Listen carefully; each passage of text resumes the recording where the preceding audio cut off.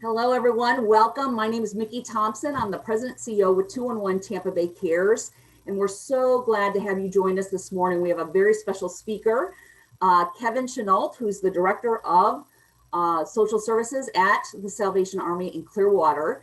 211 Tampa Bay Cares, for those who are not aware of what we do, we are Pinellas County's 24-hour helpline for people to call who are needing help and don't know where to turn.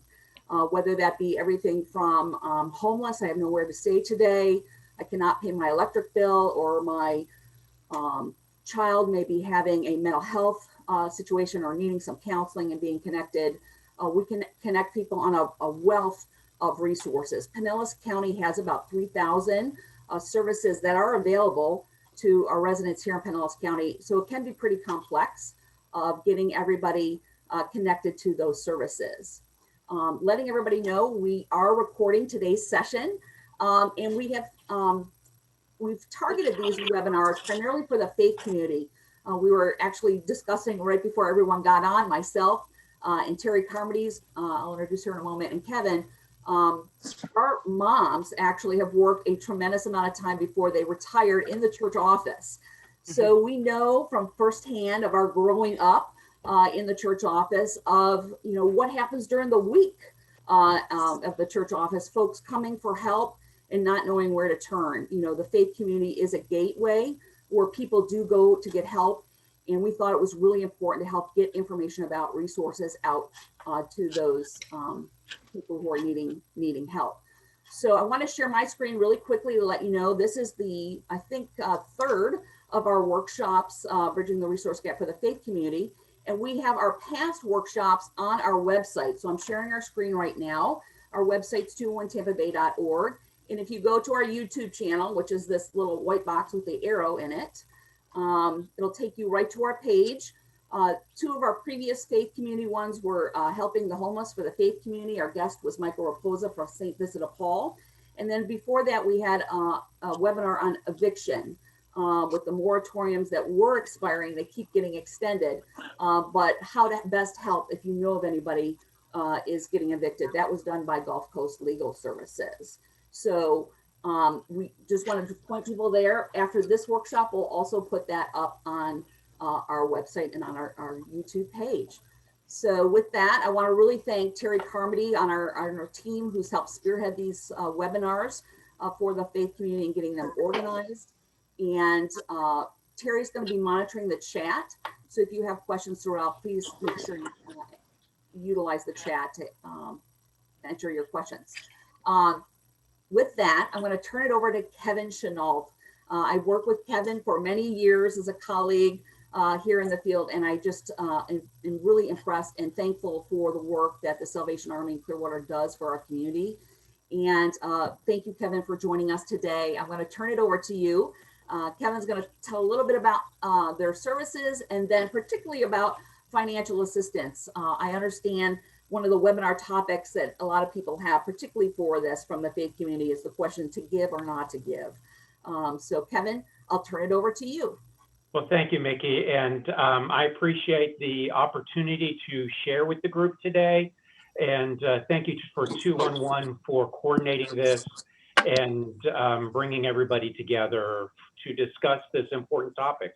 Hopefully we'll share some good information with everybody and also to generate some good conversation and questions. I'm going to go ahead and share my screen also as I have a presentation, and I just shared the wrong screen, I believe, didn't I? No, is that the right screen, Mickey? You got it. Okay. Just to give you a little bit of information about myself, I've been with the Salvation Army for about 6 years now as the Director of Social Services here. I come to the Salvation Army from the church world also. As Mickey shared, my mother was a church secretary in the Lutheran Church in Lakeland, Florida, for about 30 years as I was growing up. But I did attend Lutheran Theological Southern Seminary in Columbia, South Carolina, and I have worked in the Lutheran Church in educational and ministry and youth ministry for many years before I left the rostered leadership of the Lutheran Church to do social service world. I spent about 12 years working in the mental health field in Manatee County and Sarasota County, and then joined the Salvation Army and kind of melding both of my careers back together, the career of the ministry of the church and the social service world. So I'm bringing all of that together here in the Salvation Army. So that's just a little bit about who I am.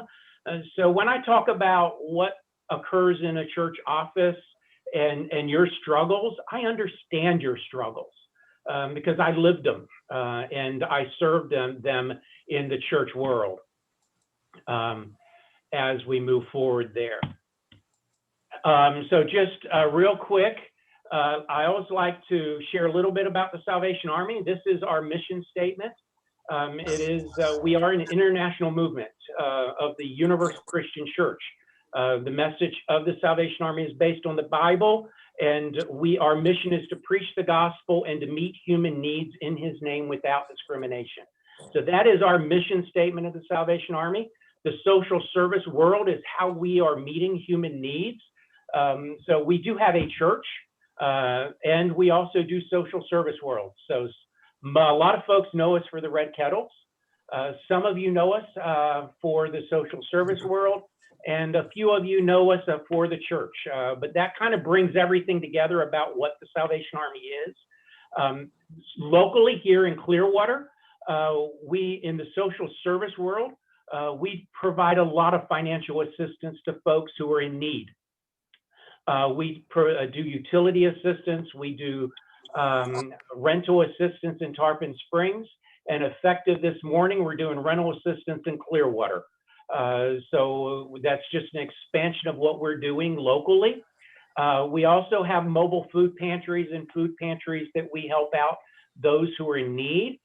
Through the COVID time, that was a huge need in the community that we work towards helping and helping to solve that need in the community. Holiday time, the Salvation Army kicks in and serves a lot of extra things. Thanksgiving time, the Clearwater Salvation Army distributes 11,000 turkeys and meals to the community. And then we have our Christmas services, our Angel Tree program, where we serve and reach out to families and senior citizens in need and provide gifts and items for that. All of which we also include the gospel and share. Some of the objectives for what I'm going to talk about today. I want to give you a basic understanding of social services, the world, especially the financial assistance world. And we're not going to answer the question to give or not to give, but we're going to teach you and share questions that you can ask people that will help you determine whether you want to give to this person today or not, and help them out. And then talk about how to have those effective conversations with those in need. And above all, we want to provide hope in everything that we do, providing hope for the future and some guidance in their lives. I want to start out with a little bit about the mission of the Salvation Army and the mission of what we are called to do as a church. Looking at the scripture from Deuteronomy, when you're harvesting in your field and you overlook a sheaf, do not go back and get it. Leave it for the foreigner, the fatherless, the widow, so that the Lord your God may bless you and all the work in your hands. So right there in the scriptures from Deuteronomy, we are called to serve. We're called to serve those who are poor, the widow, the foreigner, the slave, and the orphan. So what we do in the social service world and what we do as churches and the faith-based community and helping those in need, we're called to do that in scripture. And so that's kind of what we base what we do on. And we as a staff remember this in the social service world, and we share the scripture on an ongoing basis with all of our staff and keep reminding that is the purpose and the reason that we're here, is we're called to do that by the scriptures. Some of the common client needs, I'm sure you see these, you hear these. We can't solve all of these, but these are resources that we're asked for. And if we can't meet that need, we want to be able to refer them to somebody who can meet the need, whether it's an employment need or funeral assistance. We kind of build a structure of network of who is able to help with those if we're not. And 211 is a good resource for that. They have the database that really reaches into the community. And if somebody needs assistance with these items, maybe 211 can provide us with somebody who can help with that. Although I shared our core structure of the Salvation Army and what we do financial assistance wise, we will help with most of these if we see there's a need and there's a way we can do it. We look at how can we maybe expand some of our services to do this, or maybe we know somebody who is actually doing that we can refer folks to. So that's kind of how we look at what we're doing. Really, when you have those conversations with those in need, you really want to approach those conversations with sensitivity and compassion. You want to acknowledge and recognize that the person in front of you, the person coming to us for assistance, they're in a crisis. And just let's acknowledge the crisis that they're in, and let's not be judgmental. Meet them where they are, understanding the situation they're in without being judgmental. Yes, many times the folks get into the situation because of what they do or the choices they've made. But we don't need to be judgmental about the choices they've made. But we do have to have those tough conversations as we move forward about what choices you're going to make things different in the future. So we're not there just to help them and give them a check or provide them with the assistance they're coming in for. We really need to look at what they're coming in for and what caused the situation they're in, and really have those honest and hard conversations about what brought you to where you're at today, and what are you going to do different so that it's different next month, so that next month you're not in the exact same situation. So we need to do that in a non-judgmental but loving way and a firm way, kind of like a parent does with his child, and just being loving and caring about it. But you need to be honest about where they're at without being judgmental. But we also want to empower them. They need to take some responsibility and empower their own recovery moving forward in their financial situation to be able to make the change in their life and move forward that way.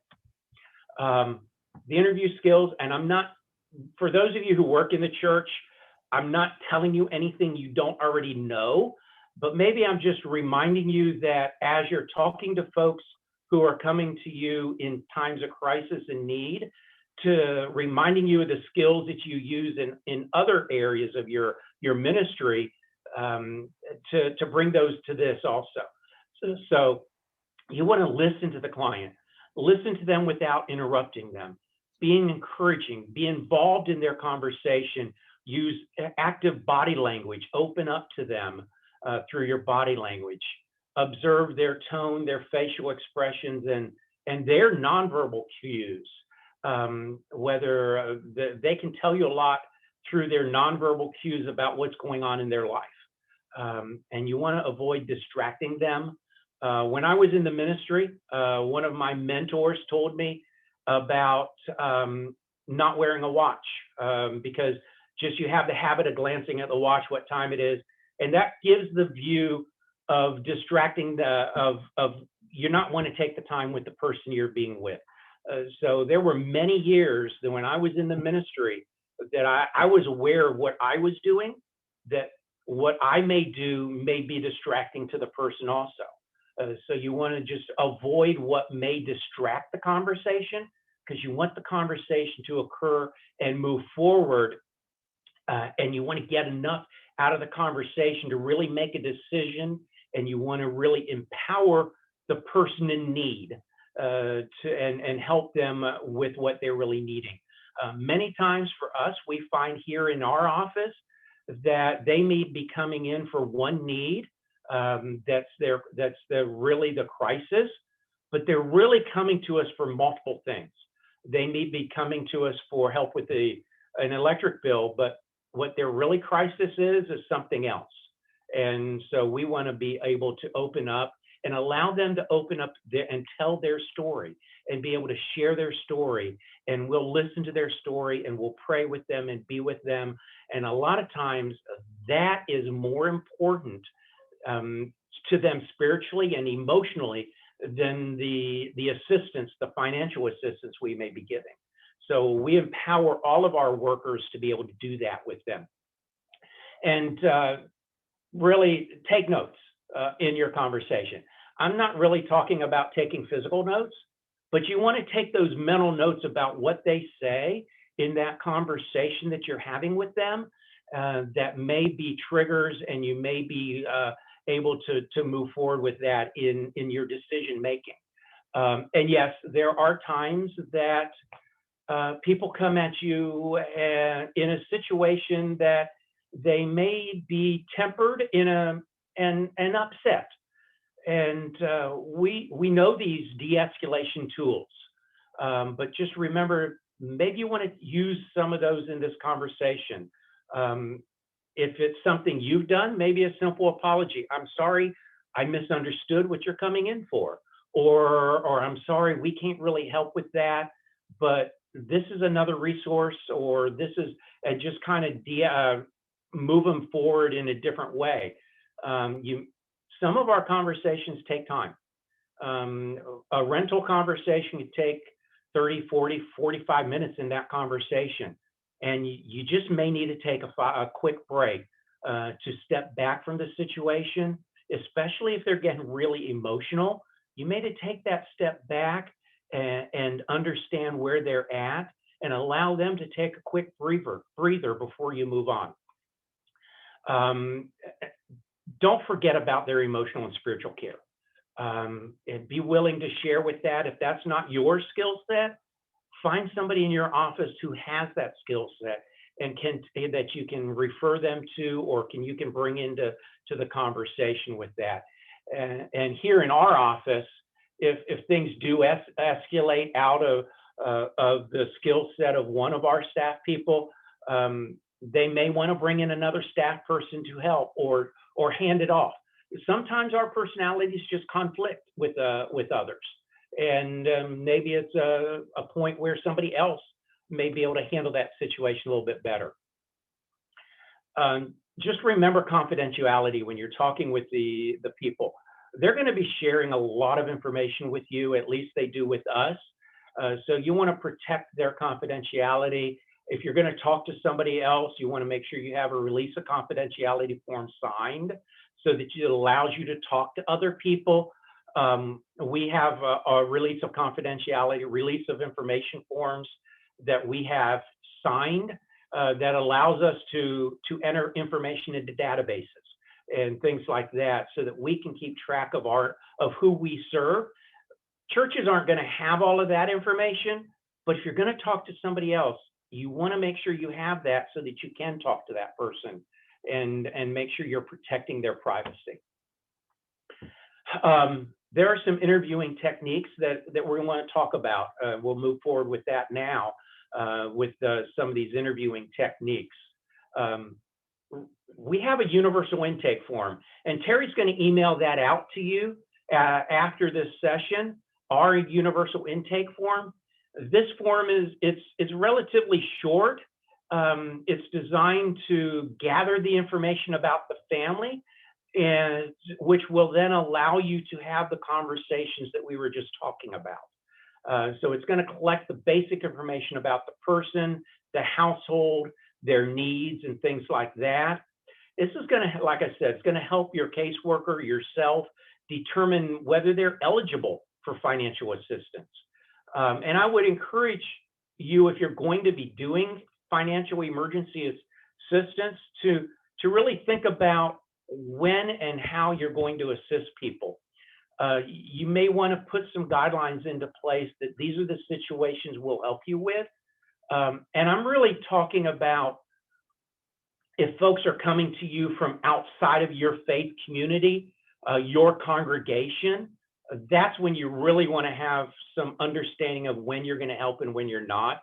What you do for the folks in your community is going to be different than you do for folks who are coming in off the street who may not be worshiping with you on a regular weekly basis. You may want to go over and above for the folks you know, and you know their situation already, where somebody who's coming in off the street and needs a bus pass or needs help with their utility bill. You're going to treat them both with respect, but you're going to help them in a different situation because you know who they are.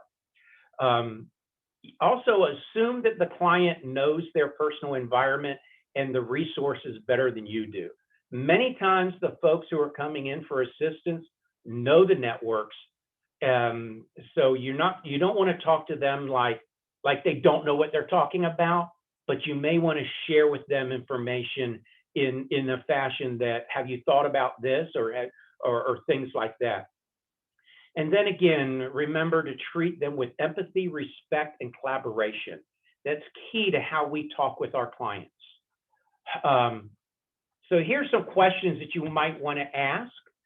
Instead of asking, why can't you pay your bill? Say, we're sorry you're struggling. Can you tell me what happened? That's an open-ended question that allows for conversation, allows them to tell you their story about how they got into where they're at financially. Ask them what's their next step. Because you really, before you offer financial assistance, you want to know what their next steps are. And what they're going to be doing with that. And then you might want to ask them, can we think together of some ideas that will help you pay your bill in the future? So there you're going to have that conversation about, you can't pay the $200 bill this month. What are you going to do to be able to do that, to pay that bill next month in the future? And we hope that their answer is not going to be, well, I'm going to go to this next church next month, because then you're just prolonging you're just putting a Band-Aid on for this month, and next month they're going to be in the same situation. How do you get your safety needs met? That's just a general conversation about what's their life, what's going on in their life, and what's their living circumstance. Talks about housing, food, clothing, that type of thing. And sometimes folks do come to us who are in time of abuse. So you may need to refer to specialists at that point. How do you get your financial needs met? How do you get your spiritual needs met, your emotional needs? And you build all of this around a conversation. So we're not just looking at the crisis that they came in for, we're looking at the whole person. And we want to be able to minister to that whole person in our conversations. This is the Clearwater intake form. Terry's going to email it to you. It's a basic form for you. It lists everybody in the household. We talk about where they live, how long they've lived there. This really builds and helps us understand who the person coming to us is, so that we understand their situation. Especially the bottom part of this form is important for us when we're making that decision about how we're going to help. We want to know what their budget's like. Some folks, when they come into us, they really haven't even thought about their budget. They don't know what their budget is. And this allows them and allows us to have that conversation with them about what is their income and what are their expenses. And we really want to look at all of their income and all of their expenses and have that conversation. And this is really a tough point for some of them. If we're looking at their monthly income of $1,000 a month and their monthly expenses are $1,500 a month, how are they going to move beyond the crisis they're in now? And that's the conversation and the point where one of our case managers might look at the budget and they might say, have you considered going without cable TV? Or making some suggestions. We don't want, unfortunately, sometimes the client will say, well, I'm not going to eat, or I'm going to cut back on this. And it's really a life-threatening situation where we don't want that to be their decision. We want to encourage them to think beyond that. Sometimes it may be, how are you going to improve your income? Yes, with COVID, it's hard to have that conversation, but that conversation is occurring. And we have in the Salvation Army, we have built-in structures and ways we can have that conversation and help them make that decision long-term if it comes to that. So that's the basic intake form. We've got a couple other pages that we include. We want to know what happened. We allow them to take some time and think about that and write it down so that and we usually get the intake form and this page before we actually sit down with the client so that we can kind of look at it and we can gauge our conversation with the answers to these questions. And then we want to have them list some changes they may want to make to pay your bill in the future, things like that. We always include a pastoral care request form because, as I've shared many times, the Salvation Army really cares about the whole person. So we want to look at their pastoral care. The optional form, we don't require it, but we want, if they want to share or want more information, we want to be able to share that information with them. And I want to talk just a few minutes about our Pathway of Hope. Pathway of Hope is an initiative that we have that really it's an approach to target our services and our supports to families who desire to take a break and break that intergenerational poverty. These are the folks that if they want to increase their income, but yet they might not know how, if they really want to make a change in their life, we'll partner with them on a long-term basis to work through their situation, set some goals. And not that the Salvation Army is going to help them in all of this situation, but we will use our resources to help them through that. It could be partnering with job fairs or partnering with educational people to build that. Depending on what the goals are the family has, we'll work with them. So it is rooted in that intensive case management approach to focusing to help them build on their strengths to make a difference in their lives. So that's really something special that the pathway that the Salvation Army is doing, and it's a commitment from the person. Not everybody who comes to us for financial assistance even considers Pathway of Hope. We will still help them, but if they're at that point in their life where they're tired of needing help or living in that crisis situation on an ongoing time, that's when we open up the conversation about, well, maybe partnering with somebody like us on an ongoing intensive case management time might be what you want to do. So we'll have those conversations about whether they're ready to make that change in their life. So talking about whether you can help or not. Some of the times that we have that tough conversation, and especially with rental assistance. Maybe helping you out this month will help you this month, but if you're in the same situation next month, maybe it's best off for us not to help you right now financially, but maybe we need to provide you with some resources to help you live through that crisis. There's a unique YouTube video out calling Sitting With You in the Darkness that talks about being with the person in their crisis. And it's a friendship relationship where somebody is coming to this person and saying, will you help me with my electric bill? I can't help you with that. And I'm sorry for that, but I will come and sit with you in your darkness and be with you in the time of need. And really, sometimes that's the decision we need to make. We need to make that decision to be with our people in the time of need and really help them through that. And how do you get beyond that? It could be referring them to a homeless outreach team who will help them move beyond that. And it may be that we can help them for 3-4 months if they've got that plan into place where in 3 or 4 months they're able to move on. Maybe we can build a structure of network where we can help them beyond that.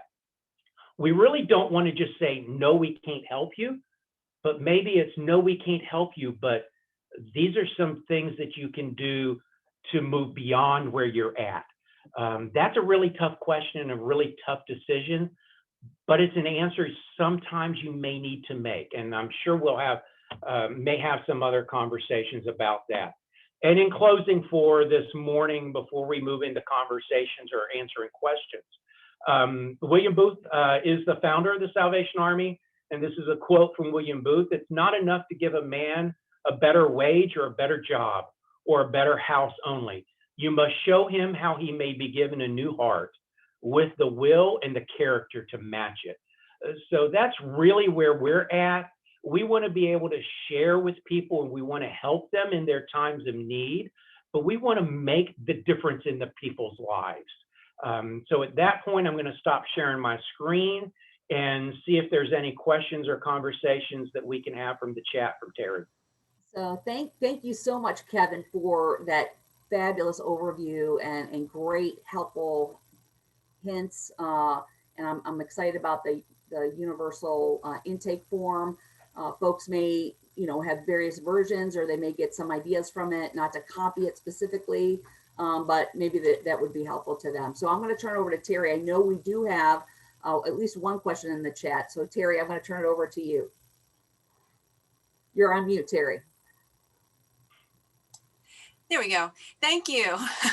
And I encourage anyone who has any additional questions or anything you'd like to speak with Kevin about to go ahead and enter that in the chat. Right now, there is one question. It has to do with, could you offer some resources for legal work? This one particular church is having a lot of people that are coming in, and she's finding that the resources are limited in that area. For me, the resources are very limited. The Bay Area Legal Services is an excellent resource. I'm sure Mickey and 211 has some additional resources. So Mickey, you may want to expand on that. Certainly. So it really depends on the legal assistance also that's needed. So the three main legal services, primarily around rental, housing, related issues: Gulf Coast Legal Services, Bay Area Legal Services, as well as Community Law Program. However, there are some law clinics sometimes that are going on with like Stetson, we also have other areas, like if it's an injunction that's specifically needed, it would be done through like CASA or the Haven, which are domestic violence. So if you want to add in the chat what specific legal, is it just about housing and the eviction, which has been a large issue in our community, and it's been a rolling issue, because just when we think the moratoriums are going to be ending, they get extended. And so one of the pieces we're also encouraging everyone to do together is if we can encourage people to pay rent, even though the moratorium keeps getting extended, because at some point that is going to come due. And so really, collectively, if everybody could help in reminding of that. Other questions for folks? I don't know if they answered most of the legal, but okay, so here we have legal, eviction, civil suits, and child custody situations. So I would start with those three organizations, and they do work together: Bay Area Legal, Gulf Coast Legal Services, and Community Law Program are the three organizations that would be the best place to start with all of those. Other questions?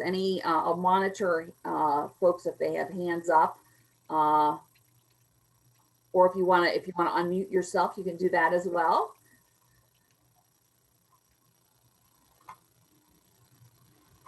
No questions. Wow.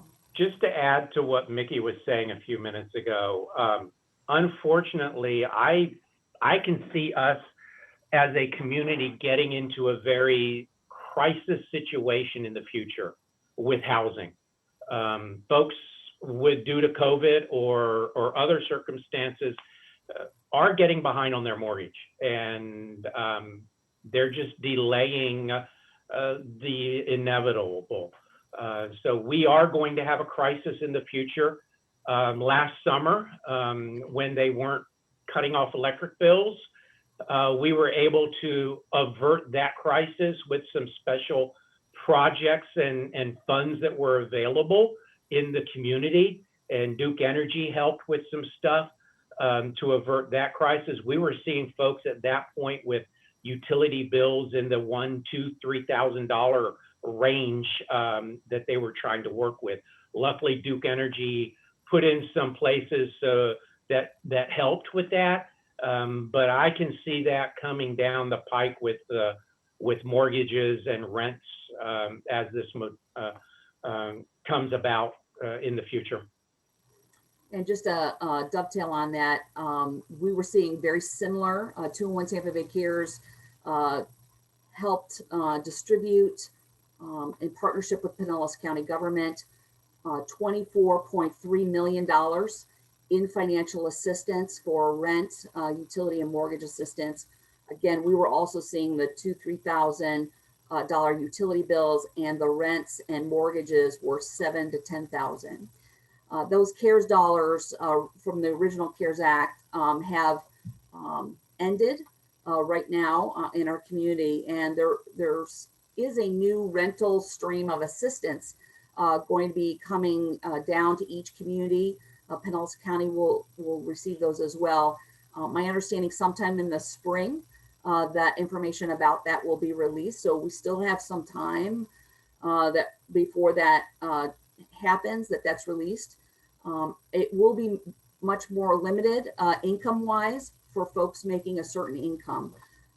So I don't know exactly what that is, but I know there's going to be a lot more that was not on the original CARES Act funding that allowed us to help many people in our community. It's going to be much more targeted in that next round of dollars. So to give everyone a heads up about that. And that's not only countywide. There are some city communities that are getting funds in now that are helping with mortgage assistance. So I know the city of Clearwater has a program that they are working on getting ready to release. I don't know if they've actually released it yet to do that. And I heard that Largo was getting some funds. So that I know that there's some communities that are getting some federal funds in to help with that at this point too. So I would, if you're looking for when are those going to be released, what are the deadline, when are they opening, or are they open already? I would, in addition to the nonprofit organizations, I would look, as Kevin said, City of Largo's website, City of Clearwater's website, City of St. Petersburg is another, large group of financial assistance sometimes comes out of the City of St. Petersburg. They work with organizations, but they're going to be announcing those. And then again, on the Pinellas County website as well, following those, that information. Other questions? These are great conversations to be having. What's the best way to refer people, whether it be for the legal or other resources? Like, is it better to give, because I know we get a lot of people who are very frustrated because they get a list of phone numbers and everybody says, no, no, no.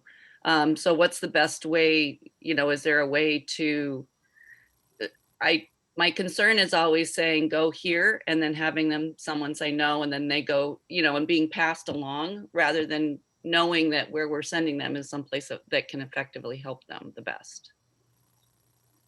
For us, the way we handle it is depending on the relationship we have with the agency, it could be that our caseworker will place a call to them, to the other agency, and find out, do you have resources right now that you can help? And that way we're not sending somebody down the rabbit hole. And we're know that at least if you're in the North Pinellas County, the Salvation Army in Pinellas County is split into half. So if you're in the northern half, that would be my office. And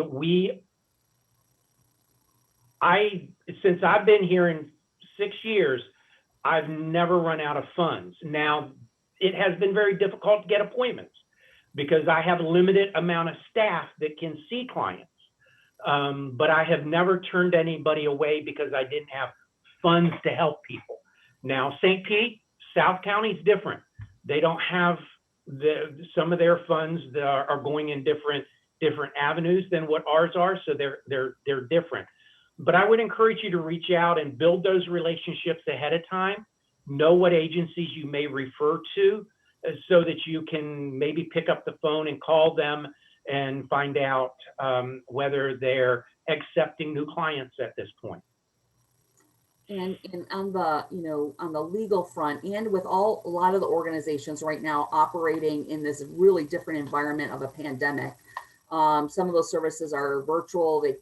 They can't have as many people in the office, which is having an impact on our social service support system in our community. So, I concur with Kevin of reaching out to them on clients' behalf, finding out about that. I know there are changes happening all the time right now. So really keeping up to date with, go to those organizations' websites. So if it's legal, back to that question, maybe they've transitioned and you can call for an appointment, but you could also do an appointment online, which would, take the stress of them calling multiple times. It's busy. And then, calling in and getting frustrated or giving up, losing hope before even connecting with them. So I would definitely, there's lots of changes happening. That's what we're trying to manage, a 2-in-1 of all the different changing eligibility requirements for many of the organizations, as well as how you access their services right now. So again, I would definitely, or invite them as well to do a presentation for your congregation, your organization, to find out more about what they do and really build. I think it's really about building relationships with those organizations, learn more about what they do. I think that those are some good tips for, that I would recommend doing. One thing I would recommend of being careful about is not doing it for the client. You may want to make that call but you don't want to take the responsibility away from them and do it for them. You want to empower them and enable them and allow them to do it themselves. Or seeking a partnership, even formalizing a kind of a referral partnership with that organization and formalizing that relationship. And, even if it's, a couple of paragraphs of we're supporting, let's use, Bay Area Legal Services, for example, our congregation, our church, really setting those, really build the relationship and that partnership. Other questions? That's a great question. Thank you so much. Other questions from folks? You can either unmute yourself or enter it into the chat.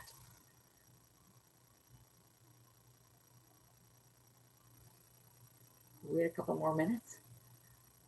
So Terry, while we're waiting for folks, if they want to have any last minute questions, do you want to share as we move forward after what we'll be sharing after this, our webinar today? Yeah. So I will share the intake form.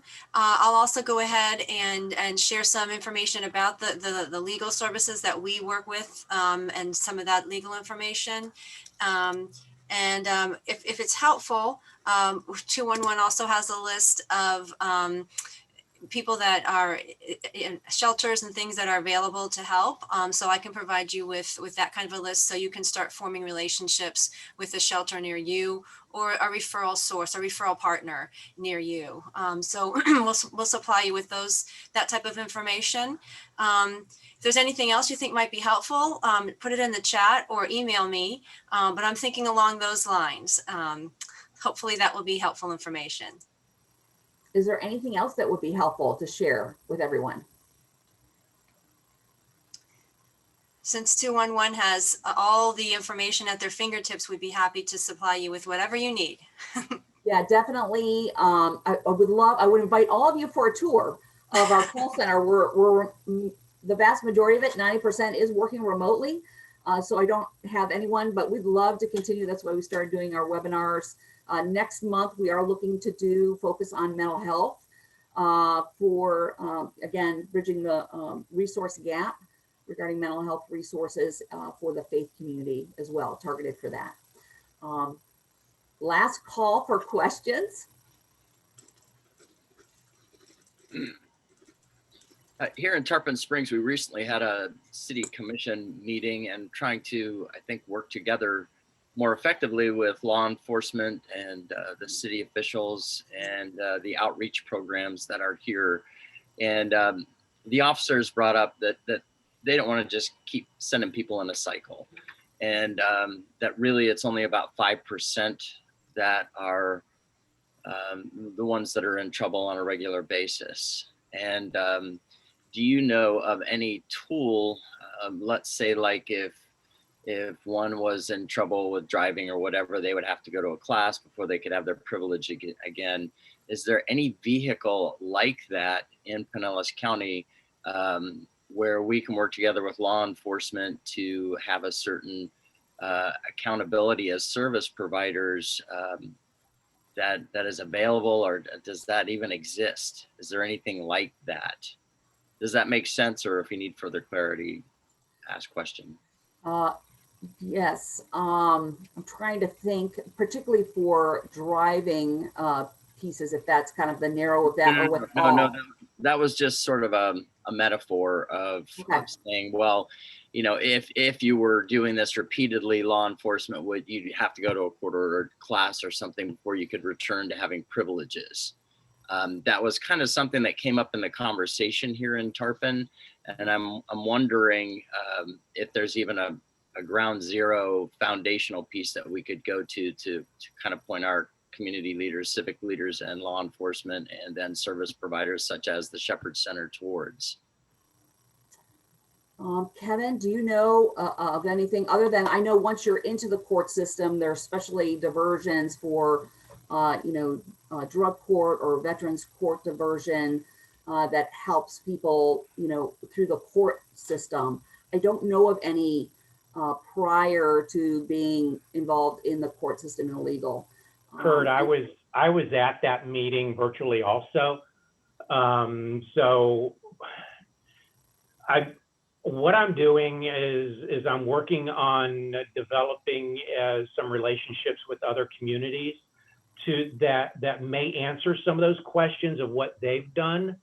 Early next week, I'm having brunch with Ron Haddad, with also somebody from St. Vincent de Paul here in Clearwater, who used to manage the soup kitchen here. And we're going to have the conversation about what did they do in Clearwater that may have solved some of the issues that came out at that meeting from Tarpon. So we'll have that conversation depending on what they have. I may bring in other folks from St. Pete and others to have those conversations and start building those resources so that there's something for the officers and Shepherd Center to work together to come up with a solution. So we'll be in touch with you, Kurt, and let you know what that conversation occurred on Tuesday. Well, and Kevin, I'm just so grateful for your work here in Tarpon always, and what you're doing. I will just report, we had Judy and I met with a police officer, Officer Boone, and it was very encouraging. This sense of really just that communication with each other, them being more present, having kind of a relational approach where it's not just lock up, but really trying to work together. I was very encouraged by that meeting with Officer Boone, and I think they're definitely going to need to be a part of that conversation. Otherwise, we're just talking to the same people and kind of in different places. So I was encouraged by that. I wanted you to know, so as you're planning, we can invite them in to be a part of this too, because it seemed to me like they really wanted to move in a different direction and to try to work together, maybe be at some of our feeding sites in a more friendly way rather than just a bouncer standing there with their arms crossed, like, go ahead and make a mistake. We had some good conversations 2 years, 3 years ago, whenever that was, but they didn't really go beyond the conversation level. This year, I hope that we're able to take it beyond that level and come up with some solutions for Tarpon. And just to add on to that for those throughout the rest of the county, there's definitely the movement within law enforcement to add on community resource and social workers onto various law enforcement departments. I know the city of St. Petersburg has recently launched theirs in the last couple of months. Pinellas County Sheriff's Office also has launched that program again within the last month, 2 months, and the city of Clearwater. So there definitely is a movement in that direction. So, Kurt, to your thoughts about working together with law enforcement, that is also another group, particularly to reach out and help build those relationships with, because they are evolving as well. I've been involved about 28 years in the social service system. I've never seen so much evolving so quickly, all at one time. So a lot is changing. New relationships are being formed, and hopefully new programs that we can certainly help get people the help that they need when they need it in a way that is empowering for them. So just to let everybody know that. So thank you for that question. Other thoughts or questions? Kind That of was a great question. Go ahead. to dovetail on that a little bit, just a question.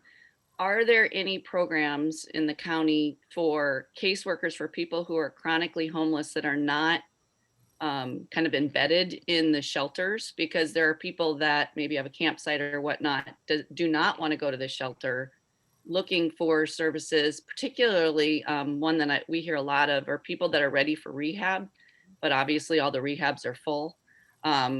Are there people you can connect people with for that gap, till they can get into a rehab and or to kind of walk with them during that time? Is there anything outside of the shelters? Because the shelters are all overcrowded. So. And they're at reduced capacity as well right now. They've had to reduce. So they were crowded before. They're even less, there's even less access now than there was before. Kevin, do you want to share? And then I'll dovetail into the homeless leadership alliance. My and I know first we have thought there is homeless depending on the leadership alliance on the you're in, phone too.